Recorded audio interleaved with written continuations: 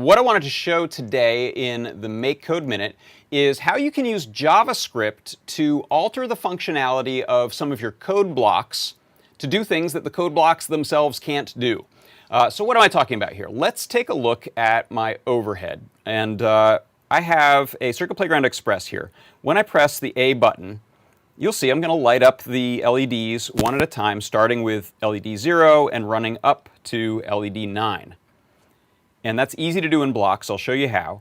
The thing that's not so easy to do in blocks is to run it in reverse. So I'm using this B button, and that actually takes them from 9 back down to 0. So how do you do that? Here's what happens when I press button A. I am setting all the pixels to black, and then I'm using this for loop. And the for loop essentially takes a variable that's called index in this case, and it runs it as 0 to the number that you put at the top of this thing. So it's going to run it 10 times. It's going to go 0, 1, 2, 3, 4, 5, 6, 7, 8, 9. Each time it iterates, it adds 1 to that index value. So that means that we can set the pixel color at LED 0, 1, 2, 3, 4, 5, 6, 7, 8, 9. And I'm pausing a little bit between them.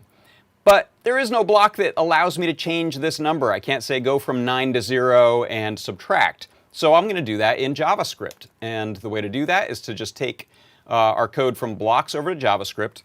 And what I did was I just looked at how did that first one work.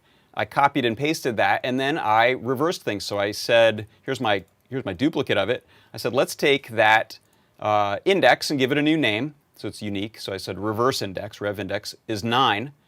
As long as it is larger than or equal to 0, we're going to proceed. And then every time the loop runs, we do this rev index minus minus, which is the same as -1.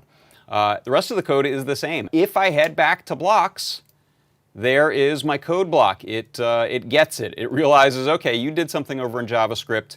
We can't represent that in pre-baked blocks, but we'll give you this little gray sort of non-editable block that shows you what that code is, which is your signal to head on over to JavaScript land if you want to edit that.